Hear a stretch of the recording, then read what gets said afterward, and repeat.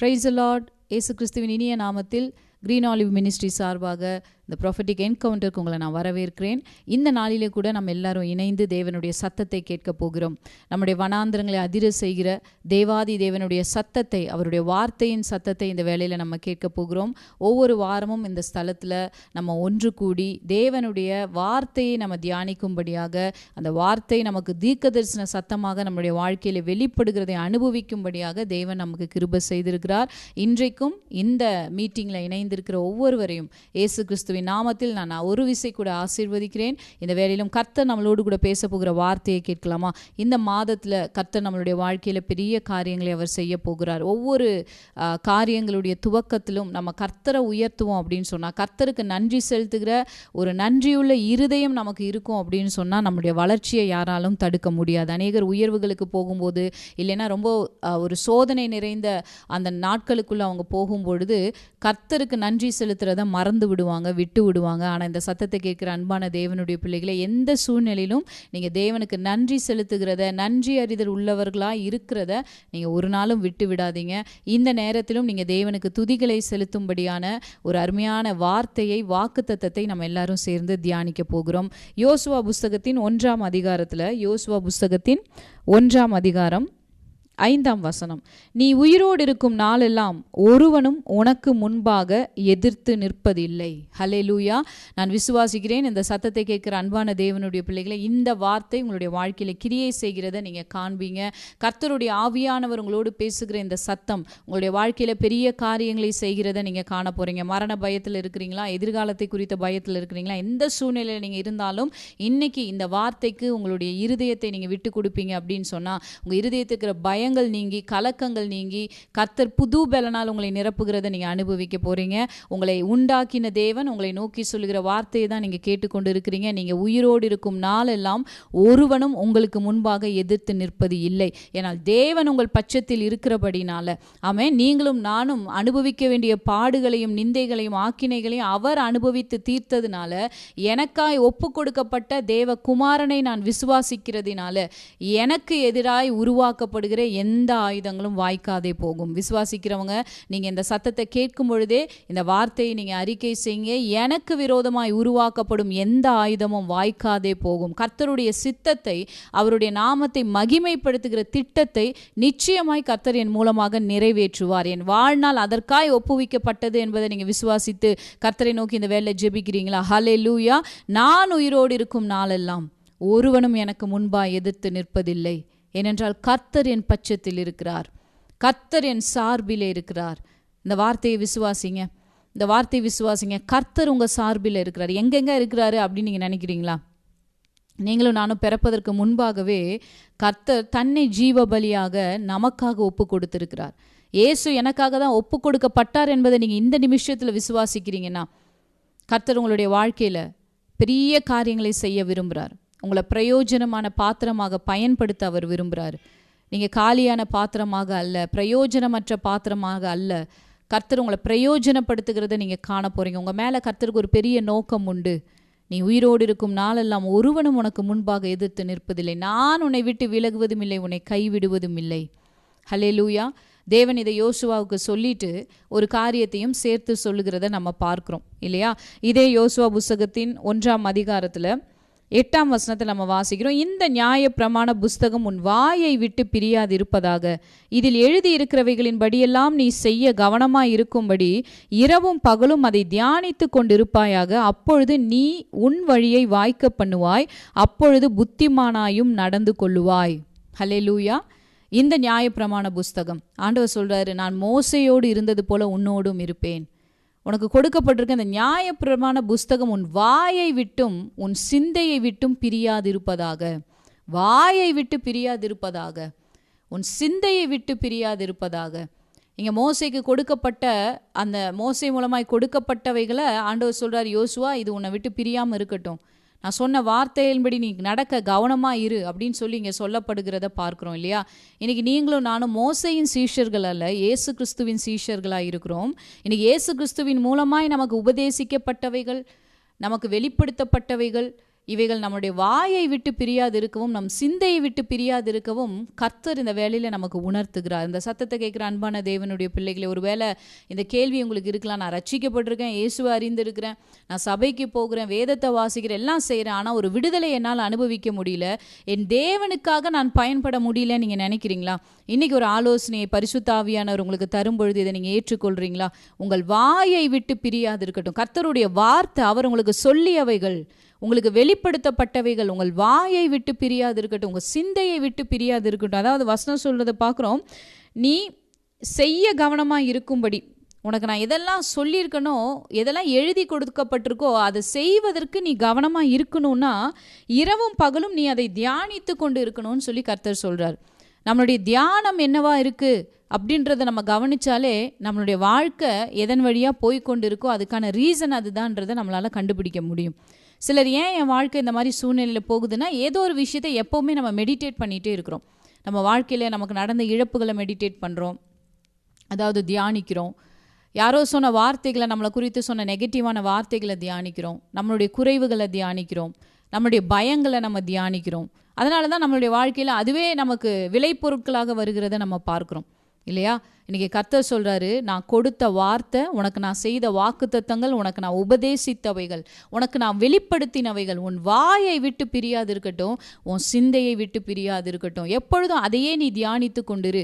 அதற்கு விரோதமாய் பேசப்படுற காரியங்களை உனக்குள் நீ அனுமதிக்காமல் இருன்றதை தான் கர்த்தர் நமக்கு ஆலோசனையாக சொல்லி இருக்கிறார். ஹல்லேலூயா. நீங்கள் விசுவாசிக்கிறீங்களா? நான் இப்படி என்னோட வாழ்க்கையை அர்ப்பணிக்கும் பொழுது இந்த வார்த்தையில் சொன்னபடியே நான் உன் வழியை வாய்க்க பண்ணுவேன் என்பதல்ல, நீ உன் வழியை வாய்க்க பண்ணுவாய், அப்பொழுது புத்திமானாயும் நடந்து கொள்ளுவாய். நீ நடக்கிற வழி உனக்கு சக்சஸ்ஃபுல்லாக இருக்கிறத நீ காண்பேன்னு சொல்லி கர்த்தர் சொல்கிறார்.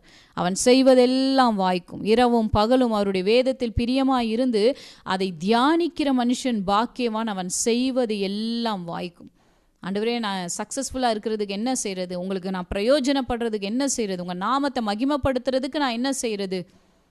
தியானம் எதுவாக இருக்குது என்பதை நம்ம கவனிக்க வேண்டியது இருக்குது. நம்ம வாயில் எதை நம்ம வைத்திருக்கிறோம் என்பதை நம்ம கவனித்து பார்க்க வேண்டியதாக இருக்குது. நம்ம ஆண்டவரை ஸ்தோத்திரம் பண்ணுறோம், 1 மணி நேரம் 2 மணி நேரம் நம்ம வார்த்தையை வாசிக்க எல்லாம் செய்கிறோம். பட் ஆனால் இந்த வாயிலிருந்து சில வார்த்தைகள் நம்ம விடுபடாமல் வைத்திருக்கிறோம். ரட்சிப்புக்கு ஏதுவான வார்த்தைகள் நம்ம வாயில் வருவதில்லை.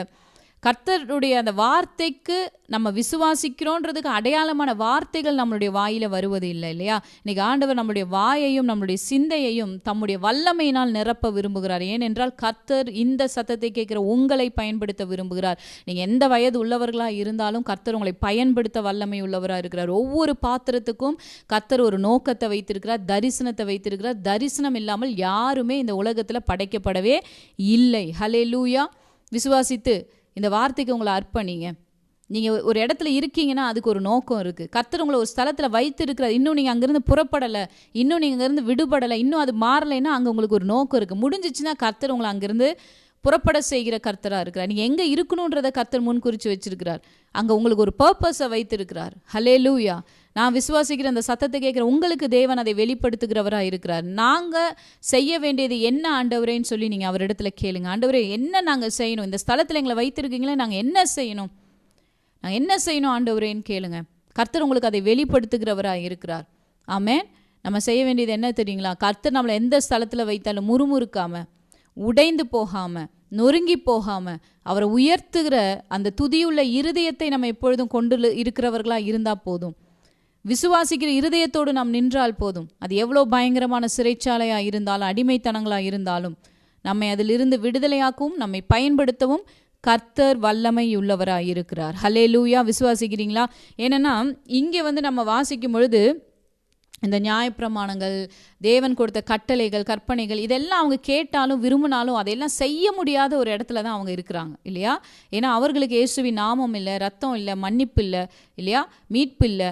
அதனால் இவர்களால் அதை செய்ய முடியாத இடத்துல அவங்க இருக்கிறத நம்ம பார்க்குறோம். வேதத்தில் ஒரு வசனத்தை கூட நம்ம வாசிக்கலாம். 1 கொரிந்தியர் புஸ்தகத்தின் 15ஆம் அதிகாரத்தை நம்ம எடுத்துக்கொள்ளலாமா? 1 கொரிந்தியர் புஸ்தகத்தின் 15ஆம் அதிகாரம். அந்த சத்தத்தை கேட்குற நீங்கள் வேதத்தை தியானிக்க பிரியப்படுறவங்களா இருப்பீங்கன்னு சொல்லி நான் விசுவாசிக்கிறேன். அப்படிப்பட்டவர்களை தான் தேவன் நம்மளுடைய எல்லா மீட்டிங்லேயும் இணைக்கிறத நான் பார்க்குறேன், வேதத்தில் பிரியம் கொள்ளுகிற தேவ ஜனங்களை. ஸோ அப்படிப்பட்டவர்கள் இந்த சத்தத்தை கேட்குறீங்க என்பதை நான் விசுவாசிக்கிறேன். 1 கொரிந்தியர் 15ஆம் அதிகாரத்தில் 1 கொரிந்தியர் 15ஆம் அதிகாரத்தில் 56ஆம் வசனத்தில் நம்ம வாசிக்கிறோம், மரணத்தின் கூர் பாவம், பாவத்தின் பலன் நியாயப்பிரமாணம்.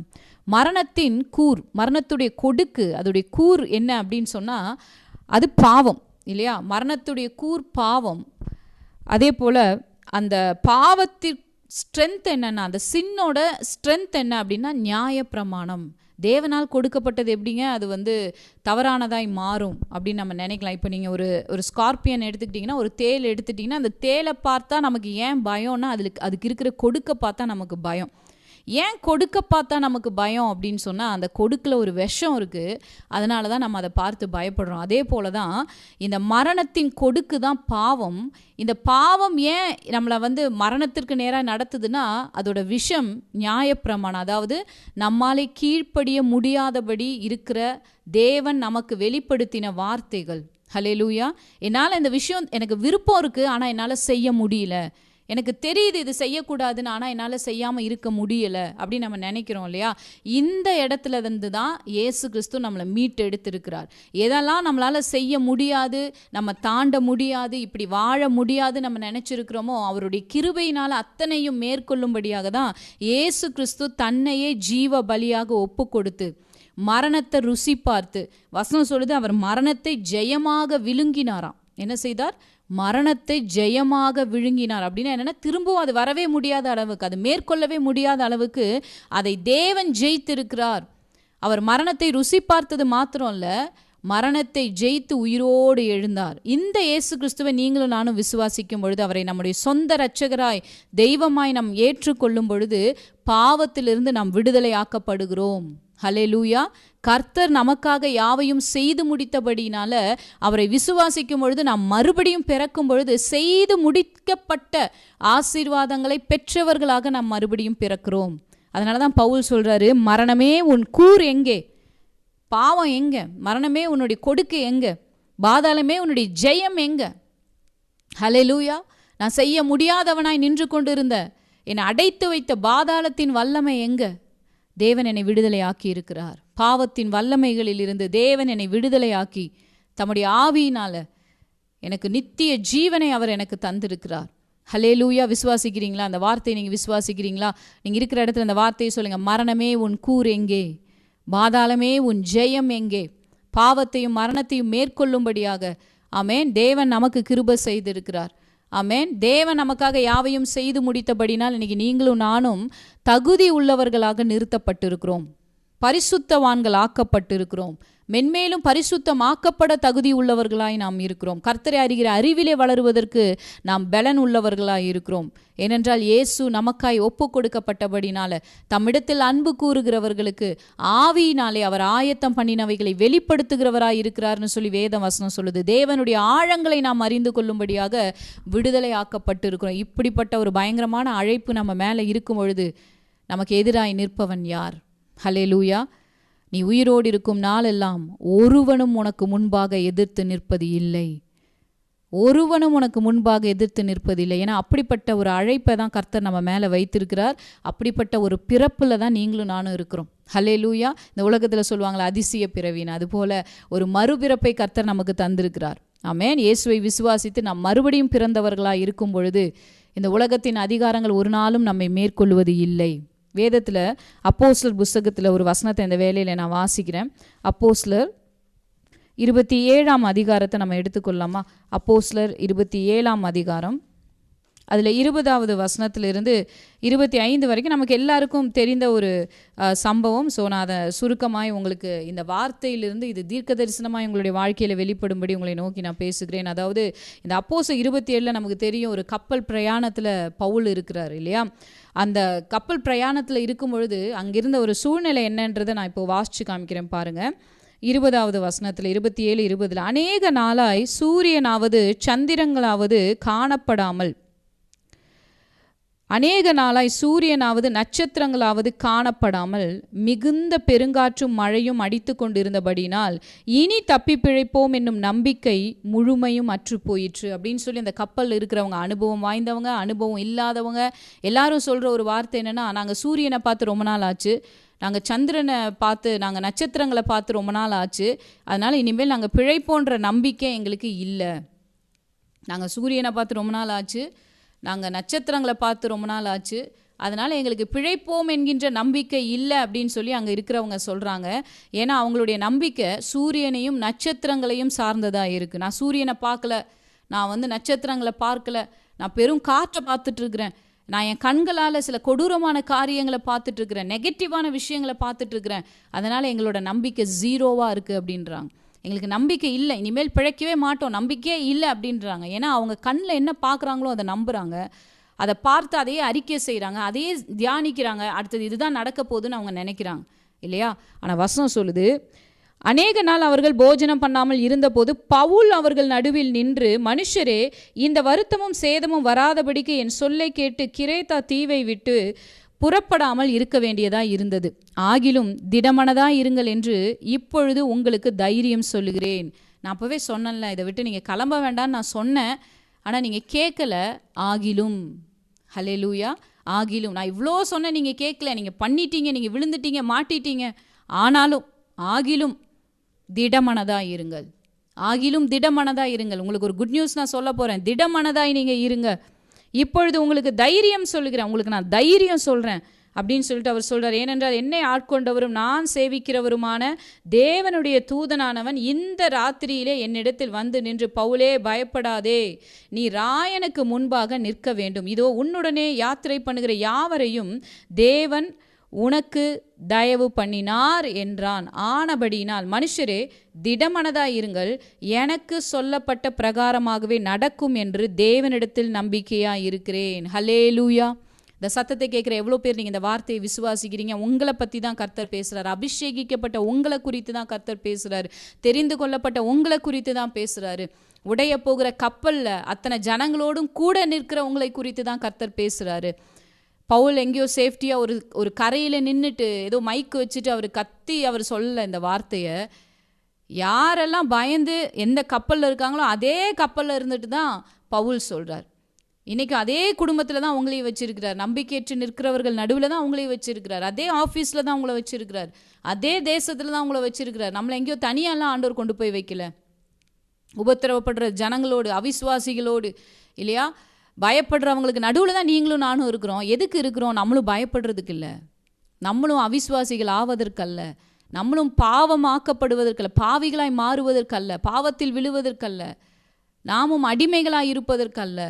எதுக்கு அவர்கள் நடுவில் நம்ம இன்றைக்கும் நிறுத்தப்பட்டு இருக்கிறோம்? ஏன் இன்றைக்கும் நம்ம வாழ்ந்துட்டுருக்கோம்?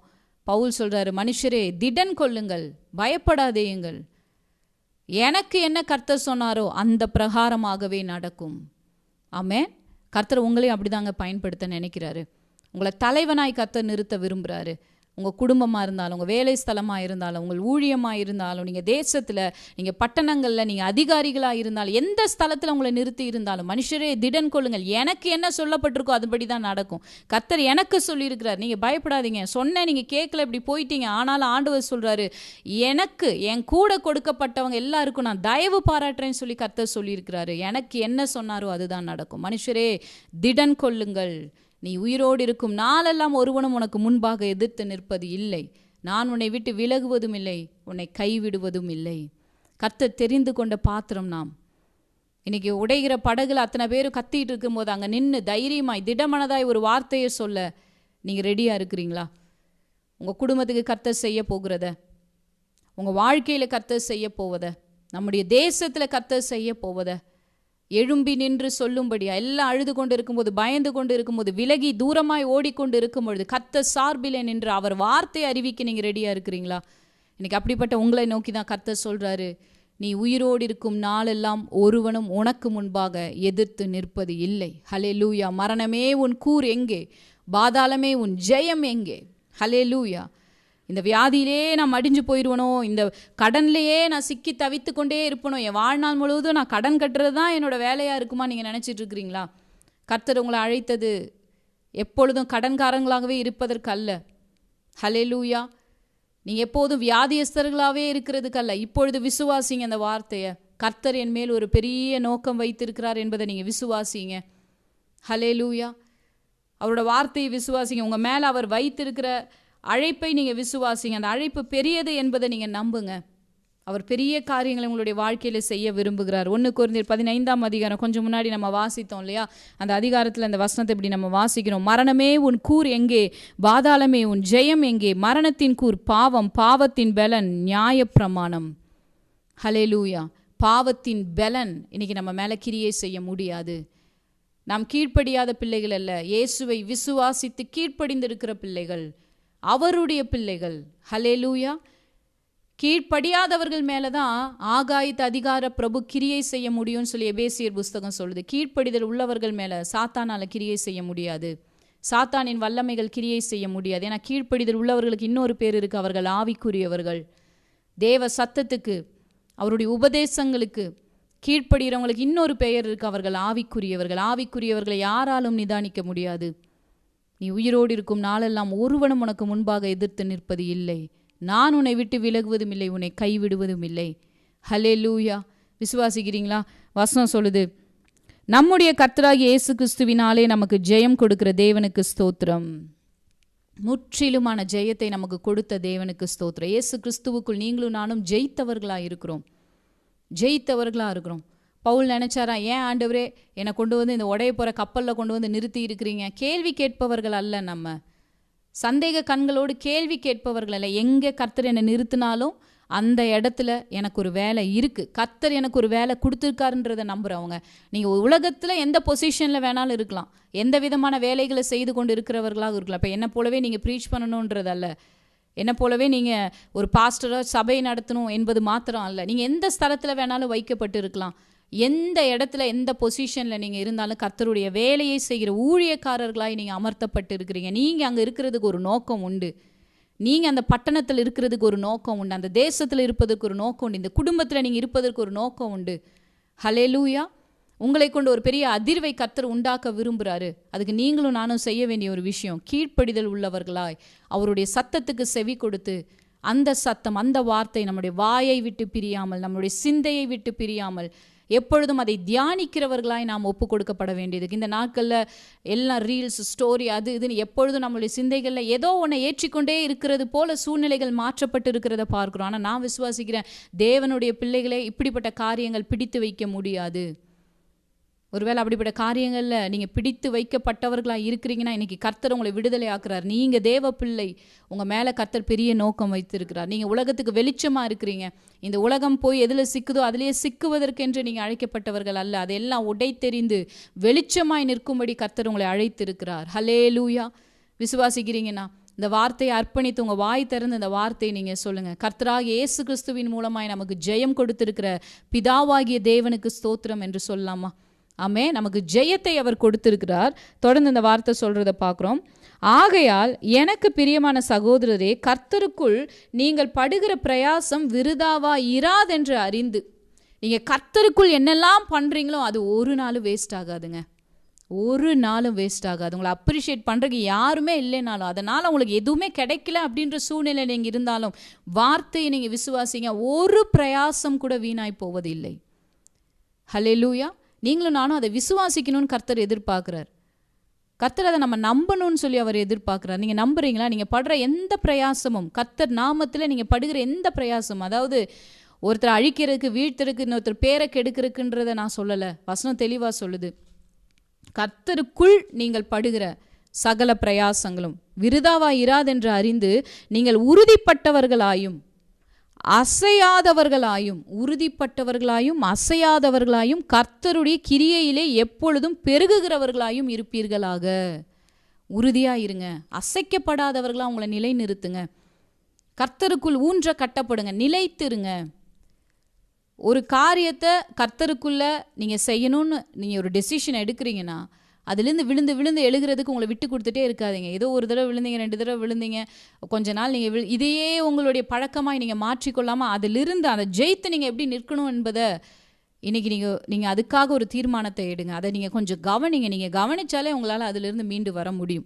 எந்த விஷயத்தில் திரும்ப திரும்ப விழுகிறீங்களோ கொஞ்சம் அதை நீங்கள் கவனிங்க. எதனால் நீங்கள் விழுகிறீங்க, என்ன காரியங்கள் நீங்கள் சிந்தித்து பாருங்கள். நிச்சயமாக அதிலிருந்து நீங்கள் வெளியே வர முடியும். சில விஷயங்களை நீங்கள் கவனிக்கிறதுனாலேயே அதை நீங்கள் மேற்கொள்ள முடியும். வசனம் சொல்லுது, உறுதிப்பட்டவர்களாயும் அசையாதவர்களாயும் கர்த்தருடைய கிரியையிலே எப்பொழுதும் பெருகுகிறவர்களாயும் இருப்பீர்களாக. ஹல்லேலூயா. நம்ம படுற பிரயாசம் ஒரு நாளும் வீணாய் போவது இல்லை. உறுதியாக இருங்க. சந்தேகமே வேண்டாம். உங்களுக்கு ஜீவனுள்ள தேவனுடைய காரியங்களை நீங்கள் சந்தேகப்படவே வேண்டாம், கேள்வி கேட்கவே வேண்டாம். உறுதியாய் நில்லுங்க. ஏன்னா நம்ம எல்லாரும் விசுவாச மார்க்கத்தாராக இருக்கிறோம். கண்களால் பார்க்கல, இது நடக்கலை, இது இப்படி இருக்குது அப்படி இருக்குன்னு நம்ம குறை சொல்கிறவங்க அல்ல. வார்த்தையை தெளிவாக வாசித்து தேவ வார்த்தையின் மூலமாய் தேவனை அனுபவிக்கிறவங்களாம் நீங்களும் நானும் இருக்கிறோன்னா நம்ம கேள்வி கேட்டுட்டு நிற்க மாட்டோம். ஏதோ ஒன்று நடந்தால் தான் நான் நம்புவேன்னு சொல்லி நம்ம நிற்க மாட்டோம். நாம் விசுவாச மார்க்கத்தாராக இருக்கிறோம். நான் காற்றை பார்க்கல, நான் மழையை பார்க்கல, என் லைஃப் என்ன ஆகுமோ அப்படின்னு சொல்கிறவங்க இல்லை. நான் பெரும் புயலை பார்க்குறேன், சூரியனை பார்க்கல, நட்சத்திரங்களை பார்க்கல, அவ்வளோதான்ற மாதிரி என் வாழ்க்கை மாறிடுச்சு, நம்பிக்கையெல்லாம் ஜீரோ ஆயிடுச்சுன்னு சொல்லி இந்த கப்பலில் இருக்கிறவங்கள மாதிரி சொல்கிறவங்க இல்லை. அதுக்கு நடுவில் எழும்பி நின்று, மனுஷரே திடன் கொள்ளுங்கள், எனக்கு கர்த்தர் என்ன சொன்னாரோ அதன்படியே நடக்கும்னு சொல்லும்படியாக கர்த்தர் நம்மளை அழைச்சிருக்கிறார். இன்றைக்கி இந்த உலகம் எவ்வளோ மோசமான சூழ்நிலைகளில் போய் கொண்டு இருந்தாலும் இப்படிப்பட்ட உலகத்தில் தான் உங்களே என்னையும் கர்த்தர் வெளிச்சமாய் நிறுத்தி இருக்கிறார். ஹல்லேலூயா. விசுவாசிக்கிறீங்களா? இந்த வார்த்தையை நீங்கள் கேட்கும் பொழுதே பரிசுத்த ஆவியானவருடைய அபிஷேகம் உங்களை நிரப்பி கொண்டிருக்கிறது. தேவ வல்லமை உங்களை நிரப்பி கொண்டிருக்கு. இந்த வார்த்தைக்கு உங்களுடைய இருதயத்தை நீங்கள் திறந்து கொண்டு இருக்கும் பொழுதே கர்த்தருடைய ஆவியானவர் உங்களை நிரப்பி கொண்டு இருக்கிறார். ஹல்லேலூயா. உங்கள் மூலமாய் கர்த்தர் பெரிய காரியங்களை இந்த வேலையிலே செய்ய விரும்புகிறார். 1 பேதுரு புத்தகத்தில் வாசிக்கிறோம், தெளிந்த புத்தி உள்ளவர்களாக இருங்க, விழித்திருங்க. ஏன்னா எதிராளியாகிய பிசாசானவன் எவனை விழுங்கலாமோ என்று வகை தேடி கெர்ஜிக்கிற சிங்கம் போல அவன் சுற்றி திரிந்து கொண்டு இருக்கிறானா. யாரை விழுங்கலான்னு சொல்லி அவன் நடந்து கொண்டு இருக்கிறானா. ஹல்லேலூயா. எவனை விழுங்கலாம்னு சொல்லி அவன் நடந்து கொண்டு இருக்கிறானா. நீங்கள் ஆண்டவர் சொல்கிறாரு, உறுதியாக இருங்க, அசையாமல் இருங்க, விசுவாசத்தில் நிலைத்திருங்க. நீங்கள் என்ன கர்த்தருக்காய் செய்யணும்னு சொல்லி, கர்த்தருக்கு என்ன கிரியைகளை நீங்கள் கர்த்தருக்காய் செய்யணும்னு நினைக்கிறீங்களோ அதில் பெருகிக்கிட்டே இருங்க. குறைத்து விடாதீங்க, நிறுத்தி விடாதீங்க, பெருகிக்கிட்டே இருங்க. உங்கள் விசுவாசத்தை அறிக்கை செய்கிறதில்ல, தேவன் உங்களுக்கு கொடுத்துருக்கிற வார்த்தையை, உங்களுக்கு கற்பித்தவைகளை, நீங்கள் ஃபாலோ பண்ணுற காரியங்களை உங்கள் வாயில் அறிக்கை இடுகிறத நீங்கள் நிறுத்தி விடாதீங்க. தியானிக்கிறத நிறுத்தி விடாதீங்க. கர்த்தருடைய வேதத்தை இரவும் பகலும் பிரியத்தோடு நீங்கள் தியானிக்கிறதை நிறுத்தி விடாதீங்க. ஹல்லேலூயா. ஆமென். கர்த்தர் தன்னுடைய கிருபையினால் நம்மை ரட்சித்திருக்கிறதுக்கு ஒரு நோக்கம் உண்டு. நம்மை கொண்டு கர்த்தர் பெரிய காரியங்களை இந்த நாட்களில் செய்ய விரும்புகிறார். ஹல்லேலூயா. இன்றைக்கி கீழ்ப்படிதல் உள்ள பிள்ளைகளாய் அவருடைய கரத்தில் ஒப்பு கொடுக்குறீங்களா? இந்த வாக்கு தத்தத்துக்கு நீங்கள் சுதந்திரர் என்பதை இந்த வேளையில் விசுவாசித்து ஒப்பு கொடுத்து பெற்றுக்கொள்கிறீங்களா? நீ உயிரோடு இருக்கும் நாளெல்லாம் ஒருவனும் உனக்கு முன்பாக எதிர்த்து நிற்பது இல்லை. ஹல்லேலூயா. என் கூட சேர்ந்து ஜெபிங்களேன். கண்களை மூடி ஆண்டவரை ஸ்தோத்திரம் பண்ணி, கர்த்தாவே இந்த நேரத்திற்காய் நன்றி, இந்த வார்த்தைகளுக்காய் நன்றி, நாங்கள் இந்த வார்த்தை விசுவாசிக்கிறோம் கர்த்தாவேன்னு சொல்லி ஒப்பு கொடுக்குறீங்களா? ஹல்லேலூயா. நன்றி அப்பா. ஒப்பு கொடுக்குற ஒவ்வொருவரையும் உம்முடைய வல்லமை நிரப்புவதாக, உம்முடைய வல்லமை நிரப்புவதாக.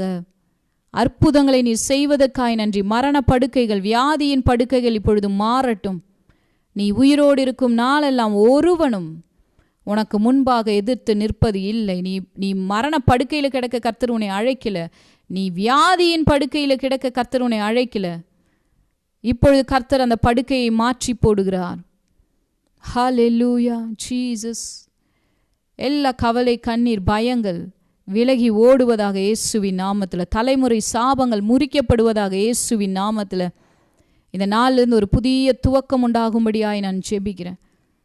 அற்புத சுகங்கள் நடக்கும்படியாய் ஜெபிக்கிறேன். ஆண்டவர் கருத்தை அந்த வேலை ஒப்பு கொடுங்க. ஆண்டவரே, நான் உமக்காய் வாழும்படி என்னை அர்ப்பணிக்கிறேன்னு சொல்லி அர்ப்பணிக்கிறீங்களா? ஒரு வேளை இதுக்கு முன்பாக இப்படிப்பட்ட அர்ப்பணிப்பை செய்து இன்றைக்கி அந்த வழியிலேருந்து விலகினவர்களாய் நீங்கள் இந்த சத்தத்தை கேட்டுட்ருக்கிறீங்கன்னா ஒரு மறு அர்ப்பணிப்பு செய்யுங்க. கர்த்தாவே, இந்த நாள்லேருந்து நான் உங்களுக்காக வாழ்வேன். கர்த்தாவே, நான் உமக்காய் வாழ்வேன்ப்பா. நான் உறுதியாக இருப்பேன், விசுவாசத்தில் உறுதியாய் நிலைத்திருக்க உம் கிருபை என்னில் பெருகுவதாகன்னு சொல்லுங்கள். உம் கிருபை என்னில் பெருகுவதாக, உம் கிருபை என்னில் பெருகுவதாக, உம் இரக்கங்கள் என்னை ஆட்கொள்வதாக, அதை நான் அனுபவிக்கும்படியாக உணர்வுள்ள இருதயத்தை எனக்கு தருவீராக கர்த்தாவே. ஹல்லேலூயா. இயேசுவே நன்றி அப்பா. எனக்கு சம்பந்தமில்லாத எந்த நுகத்திலையும் நான் இணைந்து விடாதபடிக்கு என்னை விடுதலை செய்து எனக்கு வழிகாட்டி நீ நடத்துவீராக. வழி இதுவே என்ற சத்தம் எனக்கு தொனிக்கட்டும்னு சொல்லி ஜெபம் பண்ணுங்க. கர்த்தாவே, என்னோடு கூட சேர்ந்து ஜெபிக்கிற ஒவ்வொரு சகோதர சகோதரிகளுக்காக இந்த வேலையிலே நான் ஜெபிக்கிறேன்ப்பா. கர்த்தாவே, உம்முடைய கரத்தின் வல்லமை இன்னைக்கு இந்த சத்தத்தை கேட்குற ஒவ்வொருவரையும் நிரப்பி கொண்டிருக்கிற தயவுக்காக நன்றி அப்பா. நீ சொன்ன வாக்குத்தத்த வார்த்தைக்காய் நன்றி.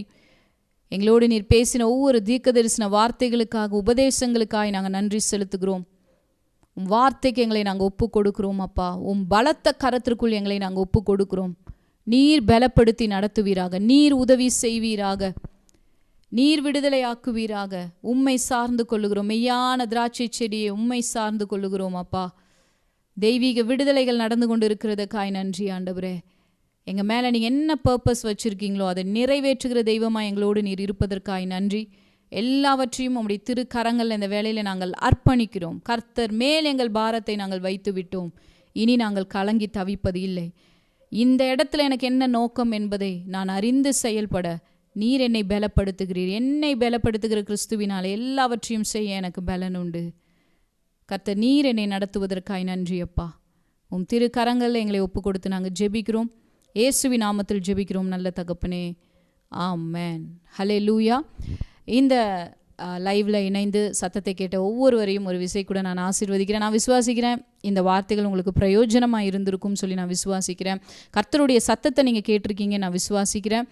தொடர்ந்து நீங்கள் இப்படி தேவனுடைய வார்த்தைகளை எங்களோடு தினந்தோறும் இணைந்து கேட்கணும்னு சொல்லி நீங்கள் விரும்புகிறீங்க அப்படின்னு சொன்னால், இந்த கிரீன் ஆலிவ் மினிஸ்ட்ரி மூலமாக ஜூம் மீட்டிங்ஸ் டெய்லி நாங்கள் நடத்தி கொண்டிருக்கோம். இரவு 9 மணிலேருந்து 10 மணி வரைக்கும் நீங்கள் இணைந்து கொள்ள விரும்புனீங்கன்னா இந்த கிரீன் ஆலிவ் அஃபிஷியல் நம்பருக்கு நீங்கள் மெசேஜ் மூலமாக நீங்கள் தெரியப்படுத்தலாம். உங்களுக்கு நாங்கள் அந்த லிங்க் அனுப்புவோம். நீங்கள் தொடர்ந்து எங்களோடு இணைந்து தேவனுடைய வார்த்தையை ஒவ்வொரு நாளும் தியானிக்கலாம். உங்களுக்கு ஏதாவது சாட்சிகள் இந்த வார்த்தையின் மூலமாக உங்கள் வாழ்க்கையில் ஏதாவது அற்புதங்கள் நடக்கும் பொழுது நீங்கள் தேவநாமம் மகிமைப்படும்படி, அதே நேரத்தில் அநேக விசுவாசிகளுடைய இருதயம் பலப்படும்படியாக நீங்கள் அதை எங்களோடு கூட பகிர்ந்து கொள்ளலாம்.